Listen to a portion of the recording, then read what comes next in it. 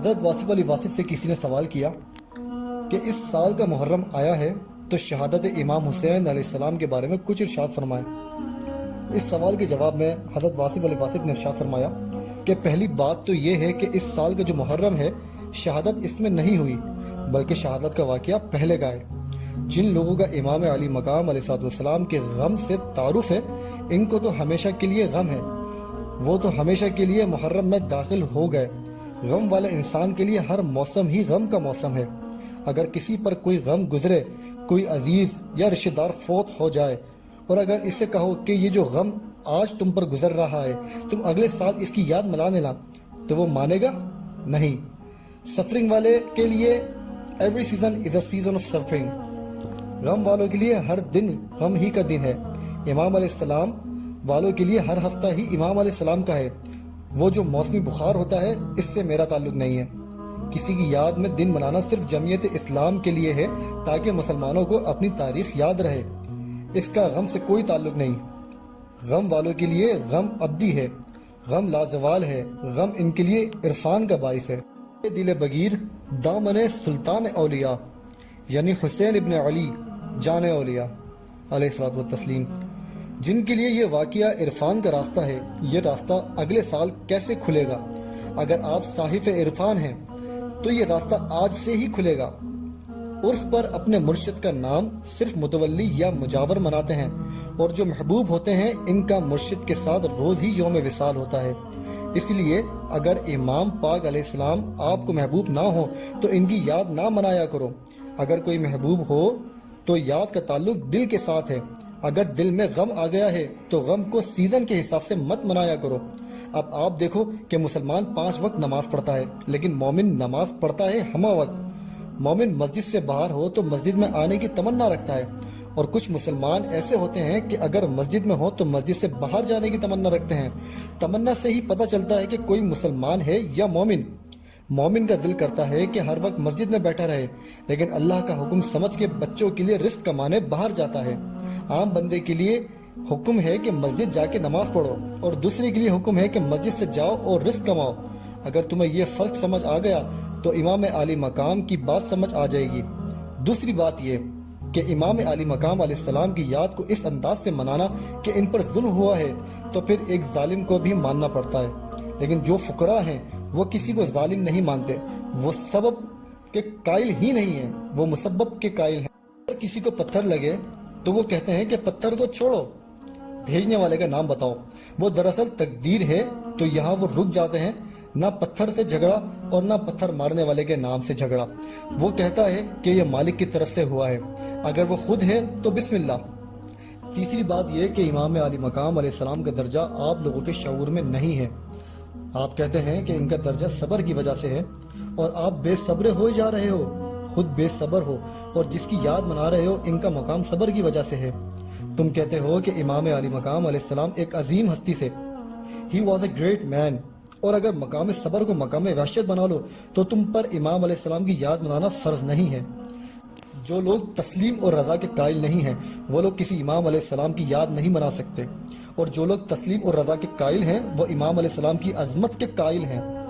امام علیہ السلام کی عظمت یہ ہے کہ بندے اور خدا کا کھیل ہے، اس میں درمیان میں کوئی اور چیز نہیں، صرف بندے اور مالک کے درمیان بات ہو رہی ہے کہ اے میرے مالک، تو نے اگر میرے ذمے یہ قرض لگایا ہے تو یہ میں نے ادا کر دیا ہے۔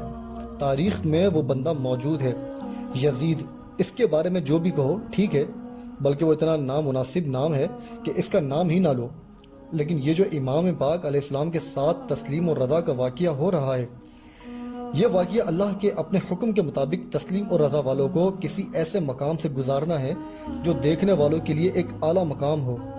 اگر آپ ظلم کی بات کہتے ہو تو میں آپ سے یہ دعا کراتا ہوں کہ خدا کرے کہ ایسا ظلم کسی پر نہ ہو۔ اگر آپ آمین کہتے ہو تو اس کا مطلب یہ ہے کہ خدا کرے ایسا مقام کسی کو نہ ملے۔ آپ یہ دعا کرا رہے تھے کہ خدا کرے کہ یہ مقام عام ہو، اور اگر مقام عام ہونا چاہیے تو پھر شہادت کے لیے تو چھری کے نیچے سے گزرنا پڑے گا۔ اگر شہادت مقام ہے تو پھر چھری والے کے لیے تو لعنت کا الگ شعبہ ہے، لیکن تم عروج والے انسان کو اس سارے واقعے کے تناظر میں پہچانو کہ چھری نے کیا کام کیا۔ چھری نے یہ کام کیا کہ بندے کو حق سے ملا دیا۔ چھری والے کے لیے تو الگ بات ہے کہ اس کو سزا ملے گی، بات یہ ہے کہ اسلام میں واحد مقام تھا شہادت عظمیٰ کا، ایک الگ مقام، اس کی ایک اپنی ٹرم ہے۔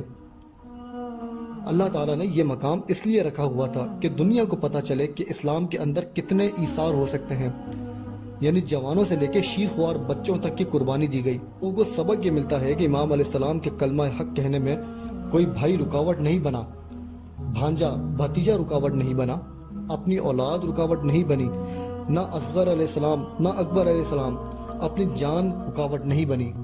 اسے کہتے ہیں کلمہ حق کہنا۔ اگر تم کلمہ حق نہیں کہنا چاہتے اور صرف یادیں منانے والے ہو تو تم امام علیہ السلام کے دشمن ہو، اور وہ لوگ امام علیہ السلام کو نہیں مانتے جو سچ نہیں کہتے، وہ لوگ امام علیہ السلام کو نہیں مانتے جو کلمہ حق کہنے والے نہیں ہیں۔ جن لوگوں کو کلمہ حق کہنے میں اولاد رکاوٹ بن رہی ہے وہ امام علیہ السلام کے قائل نہیں ہیں۔ تو امام علیہ السلام کی یاد منانے والا وہ ہے جس کے دل میں کربلا ہو اور جس کی پیشانی میں سجدہ ہو اور جن کو تسلیم اور رضا کا سبق ملا ہو، وہ امام علیہ السلام کی یاد منا سکتے ہیں۔ جن لوگوں کو تسلیم اور رضا کا سبق نہیں ملا، ان کو امام علیہ السلام کی یاد سے کیا واسطہ؟ امام علیہ السلام کی یاد کوئی نیریٹو نہیں، واقعہ نہیں، داستان نہیں، بیانیہ نہیں، رونے کا نام نہیں، بلکہ اس خیال میں ڈھل جانے کا نام ہے کہ اگر آپ اس خیال میں ڈھل جاؤ تو پھر آپ کو بات سمجھ آ سکتی ہے۔ لوگ کہتے رہتے ہیں کہ یہ دور یزید کا دور ہے، تو یزید کا ذکر یا کسی کو یزید کہنا یا کسی ملکی حکومت میں یزید کو دریافت کرنا، یہ اس شخص کا کام ہے جو امام بن کے آیا ہو اور جو جان پیش کر سکے۔ ایسا شخص کہہ سکتا ہے کہ فلاں شخص جھوٹا ہے اور وہ جابر سلطان کے سامنے کلمہ حق کہہ سکتا ہے۔ صرف وہ یہ شہادت دے سکتا ہے، اور شہادت کا معنی ہے گواہی دینا، اور امام علی مقام علیہ السلام نے وہ گواہی پیش کی ہے جو کائنات میں آج تک سند ہے۔ ان کی شہادت ایک معتبر شہادت ہے، اور وہ جاننے والے ہیں اور پہچاننے والے ہیں۔ وہ خاندان ہی ایسا ہے کہ جس نے نبوت پر اور رسالت پر جان نثاری کے فرائض سر انجام دیے ہیں۔ یہ علی علیہ السلام کے کنبے کی بات ہو رہی ہے۔ امام علی علیہ السلام نے خود شہادت پائی، کیا ان کے پاس طاقت تھی؟ آپ خود جانتے ہو کہ ذوالفقار ان کے پاس تھی۔ لوگ جاننے والے ہیں وہ جانتے ہیں کہ سارا عرفان حضرت علی علیہ السلام بانٹتے ہیں، اور دور کی بات جاننے والے ہیں چاہے وہ تاریخ ہو یا جغرافیائی۔ مثلا 1400 سال کے بعد کے واقعات بھی وہ آپ سے ڈیل کر سکتے ہیں، یعنی کہ حضرت علی علیہ السلام اپنے یاد کرنے والے کی پکار کو آج بھی سنتے ہیں۔ وہ اتنی طاقت والے ہیں کہ اقبال رحمۃ اللہ تعالی علیہ نے کہا تھا کہ جنہیں نان جویں بخشی ہے تو نے، انہیں بازوئے حیدر بھی عطا کر۔ اور یہ بھی کہا کہ اسلام کے دامن میں بس دو ہی تو چیزیں ہیں، اسلام کے دامن میں بس دو ہی تو چیزیں ہیں، ایک سجدہ شبیری، ایک ضرب ید اللہ۔ اب آپ دیکھو کہ حضرت علی علیہ السلام کی شہادت ہو گئی۔ خنجر کے لگنے میں اور جان کے نکلنے میں آپ کے پاس دو لفظ کہنے کا اختیار تھا۔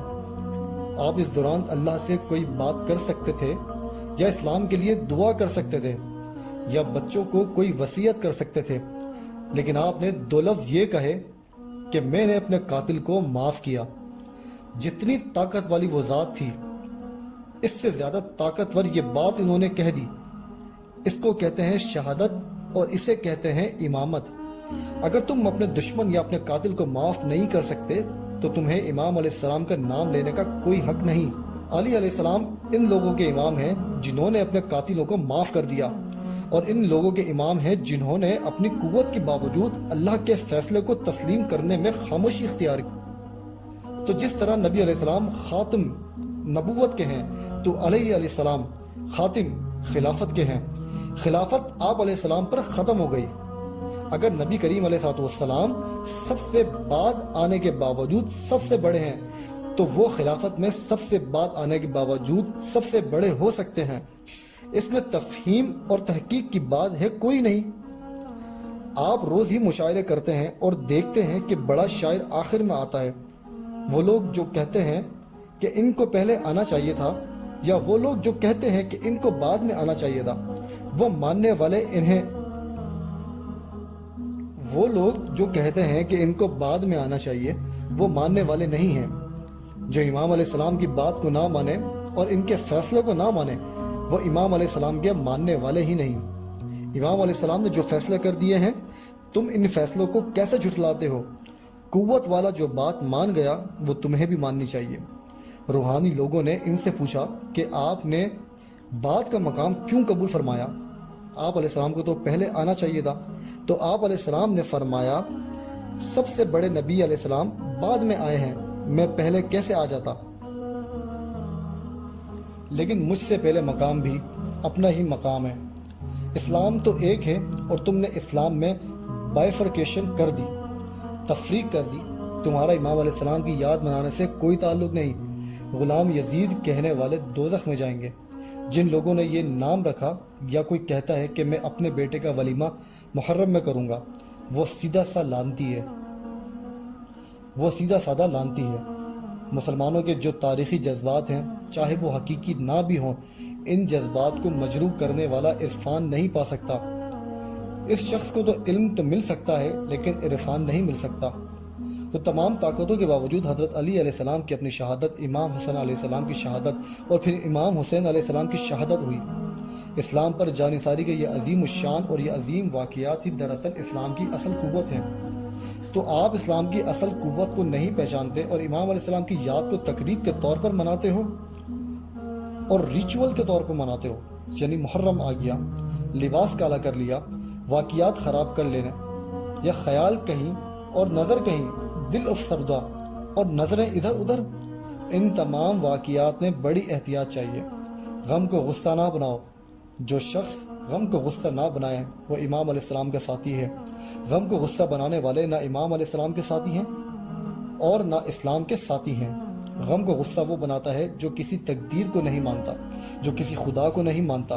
اگر کوئی شخص یہ سمجھتا ہے کہ اس کا بیٹا یا بھائی اللہ نے فوت کیا ہے تو اب وہ جھگڑا کس سے کرے گا؟ امام علیہ السلام کی عظمت شہادت کے مقام تک پہنچنے کی وجہ سے ہے، اور تم انہیں اس مقام سے بچانا چاہتے ہو۔ سال کے بعد امام علیہ السلام کا غم مناتے ہو۔ اگر امام علیہ السلام کا غم ہے تو ہم حال منایا کرو۔ کربلا آپ کے دل میں ہونی چاہیے۔ کربلا یزید کے خلاف جہاد کے عزم میں ہونی چاہیے۔ کربلا صداقت میں ہونی چاہیے، ایثار میں ہونی چاہیے، اور تسلیم اور رضا میں ہونی چاہیے، اور حضور پاک صلی اللہ علیہ وآلہ وسلم کے نام پر نثار ہونی چاہیے۔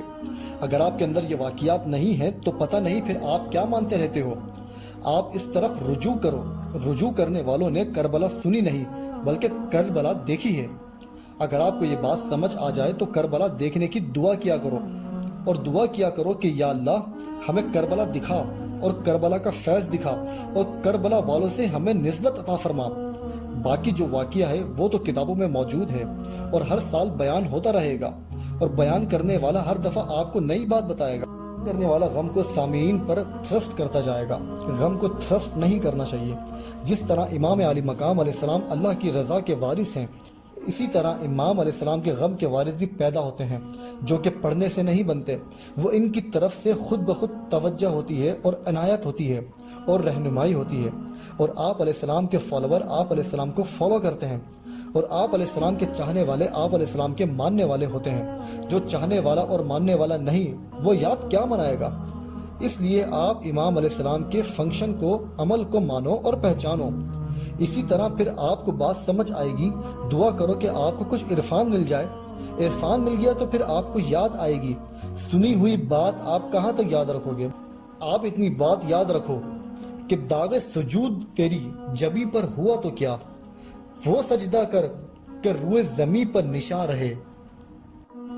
تو امام حسین علیہ السلام عالی مقام کا سجدہ کائنات میں ایک ایسا سجدہ ہے جو نہ آج تک کسی نے کیا اور نہ ایسا سجدہ ہو سکتا ہے۔ یہ ایک ایسا واقعہ ہے جو کسی اور کے ساتھ ہو ہی نہیں سکتا۔ یہ ایسا واقعہ ہے کہ کلمہ حق کہنے میں کوئی بھی رکاوٹ آگے نہیں آئی۔ یہ ایک ایسا نارم اور ایک ایسا اسٹینڈرڈ ہے کہ عرفان کے قافلے یہاں سے چلتے ہیں۔ یہ عشاق کی کہانی ہے۔ سامع شاہد نہیں ہو سکتا بلکہ دیکھنے والا شاہد ہوتا ہے۔ اگر شاہد نہ ہو تو غم میں شریک نہیں ہو سکتا۔ بس یہ بات یاد رکھنا کہ سامع شریک نہیں ہے، بغیر مشاہدے کے ذاکر شریک نہیں۔ یہ صرف مشاہدے کی کہانی ہے۔